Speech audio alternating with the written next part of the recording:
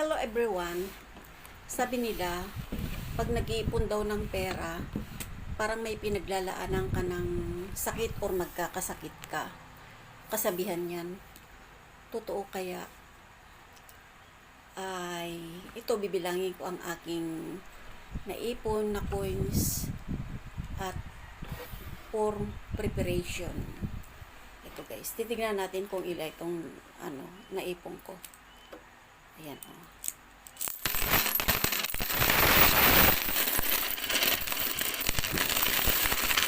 Isang ganito, Tupperware na maliit. At saka isang, yan.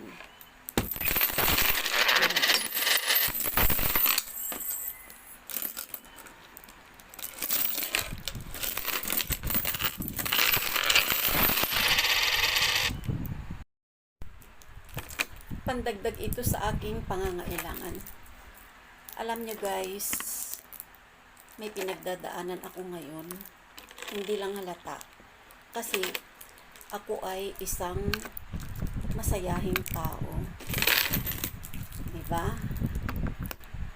May mga nagme-message nga sa akin, sa mga messenger, ag-aas ng help. Pero sa ngayon, wala akong magawa kasi wala akong maitulong kasi ako din ay matindi ang pangangailangan. Baka nga mas malaki pa ang pangangailangan ko sa mga nag-message sa akin sa messenger. Sa kanila baka mayroon lang. Sa akin, malaki-laki ang pangangailangan ko po.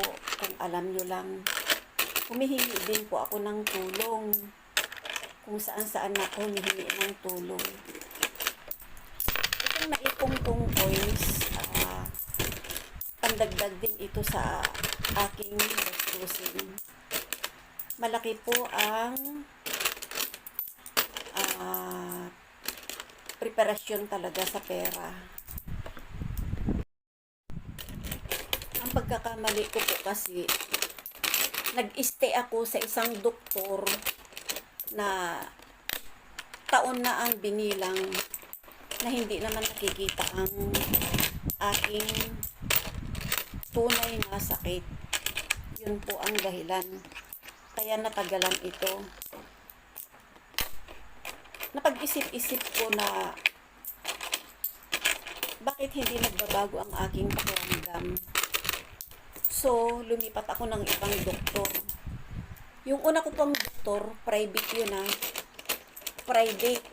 Pag pumasok ka doon, kailangan magdala ka ng pinakamaliit na ang 3,000, 4,000, ganon. Ako naman, okay lang. Kasi akala ko, yun na yung yun na yung sakit ko. Private po yun. Pero hindi ko nababanggitin kung sino yung doktor na yun. At masisira po siya. Yung pinaglipatan ko pang doktor, di tinignan niya lahat. Ang kilos ko, lahat-lahat tinanong niya ako kung ano yung mga dati kong mga nararamdaman at sinabi ko naman. Tapos sabi niya, yung nirereklamo mo ngayon, parang walang connect sa sa nararamdaman mo iba. So, pina-x-ray niya ako agad-agad.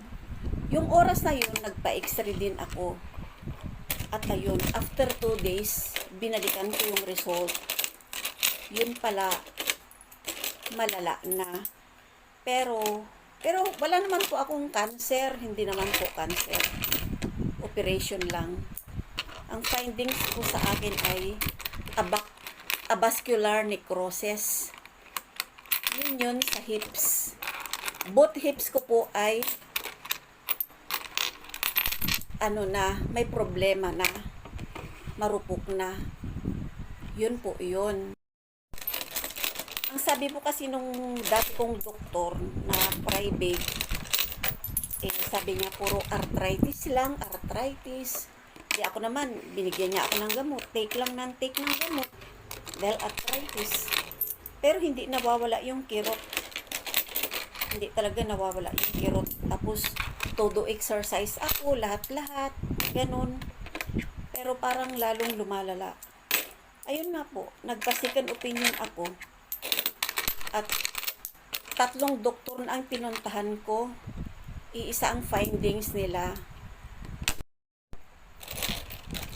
Kaya po ang masasabi ko lang sa inyo sa may kagaya kong nararamdaman, kung hindi kayo gumagaling sa isang doktor, lumipat kayo sa ibang doktor. At hindi pala tayo dapat nagtitiwala sa iisa lang doktor. Kasi hindi naman tayo gumagaling. Tapos yung binibigay pang gamot, nagkakaroon lang ng side effect. Kaya lesson learned na po talaga yan sa mga kasing edad ko or medyo may edad pa sa akin o medyo bata. Pag may nararamdaman na kayong kakaiba, ipatingin nyo na po. Kahit kunti lang itong coins na naipon ko, alam ko naman na makakadagdag ito sa gastusin kahit papano. Yung pamapamasahe, papunta paritot paroon, marami po talagang gastos. Kaya pasensya na po sa mga nagme-message sa akin sa Messenger na humihingi ng tulong. Wala talaga akong maitulong. Matindi po ang aking pangangailangan ngayon. Sana po maunawaan nyo ako. So far, nakaipon naman ako ng nasa 1,500. Ayan. Pero hindi ko na binilang yan, oh. Ayan. Itong nabilang ko dito, guys, nasa 1,500 na yan. So, malaking tulong na yan sa aking gastusin, sa aking pangangailangan. So, thank you everyone. Yun lang ang tip ko sa inyo na pag may nararamdaman kayo, ipatingin nyo na. Tapos pag hindi kayo gumagaling sa ibang doktor, lilipat na kayo para hindi kayo matulad sa akin. Sana may naibigay akong tip sa inyo.